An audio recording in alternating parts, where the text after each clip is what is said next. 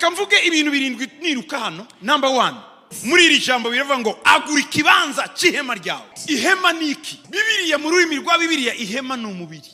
Uyu mubiri mubona. Bibiliya iwita ingando ihema. Uyu mubiri ushobora kuwagura.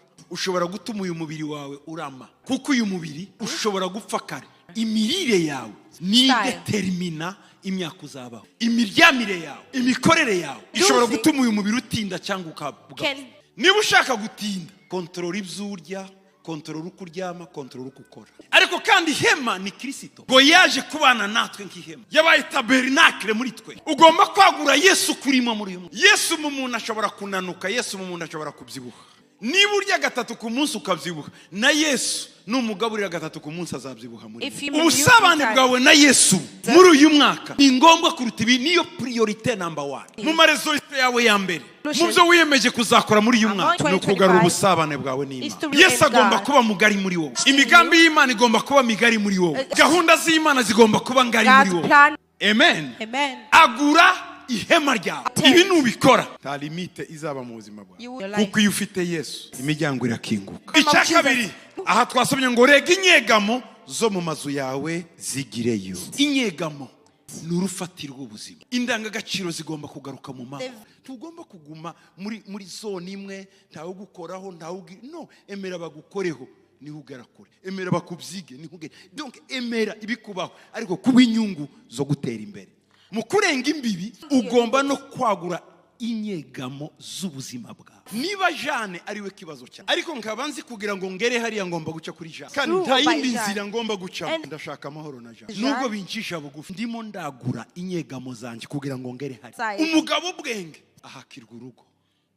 Niba ngomba kuba mu gihe runaka imbata ya Eve, ariko umugore wanjye n'abana banjye bakabaho mu gihe runaka, namuba ndamworegeza urukwere, ariko madamu n'abana bakarya kugeza igihe Imana izatuvubira imvura. Impamvu abantu badakwega inyegamo zabo ni ubwibone. Imana idukure mu bwibone bwo. Ubwibone bwabasa ubuzima bwawe nibugende mu izina rya Yesu. Icyagatatu kindi ngo ntugarukire hafi, wungure imigozi yawe ibe miremire.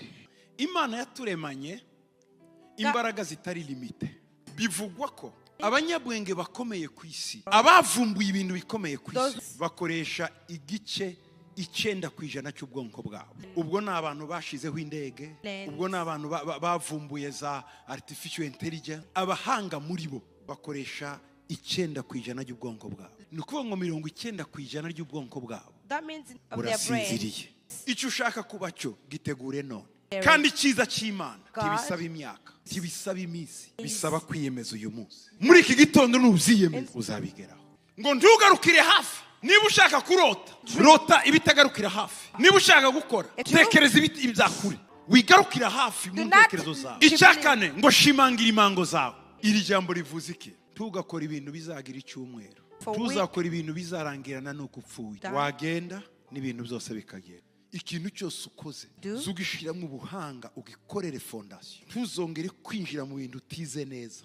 Ibyo wicara ukige neza, urebe ikibi kirimo n'ikiza, urebe imyenga irimo n'amadirishya arimo, urebe uko ushobora kubiziba, ibyo bintu bizarama. Ikindi utazi ikintu ukibikisha ukizi ni ukikubikira. Icyo kintu bikimana gusaba kugira ngo uzagere mu gihugu gitarimo imipaka, ugomba kwiga gukora ibintu bitazasaza vuba. Muri uyu mwaka ndagusaba, rero singewe n'Imana igusaba, kora ibintu biri etabli. Icyagatanu, urambure uje iburyo n'ibumoso. Imana iguhaye direction ebyiri. Bivuze iki? Imbere urahemerewe, inyuma urahemerewe. Amen. Niba waragiye muri iyi nzira ndibikemo, Imana ikwemereye kujya mu iburyo nayo. Petero, uzi ko byari byagenze? Yari yarayaterera ibumoso. Yesu aje ngo terera iburyo. Ngo urambure uje iburyo, urambure uje n'ibumoso. Hallelujah. Hallelujah. Hose Imana aguhera umujyi. Witinzwe n'ibumoso. Witinde ibumoso. Reba n'iburyo. Iyo hahanze. Reba hariya. Isezerano ry'Imana ngo urubyaro rwawe ruzatuza. Nako ruzahindura amahanga. Imana iguhaye isezerano ry'abana. Abana bawe bazakora n'ibirenze ibyo utakoze. Uzakire mu izina rya Yesu. Icyakarindwi, ruzatuza abantu mu midugudu yabaye amatongo. Uzi icyo bazakora? Bazasana ubuzima bwawe, bazagarura abantu mu buzima. Nureba uwo mwana wawe umubone mu uzatuza abantu mu midugudu y'abayamata ibitekerezo byawe byagure ubona abana n'abuzukuru And hari akarengane mu mwuka imigisha y'imzaro mutagezeho abana bazayibageza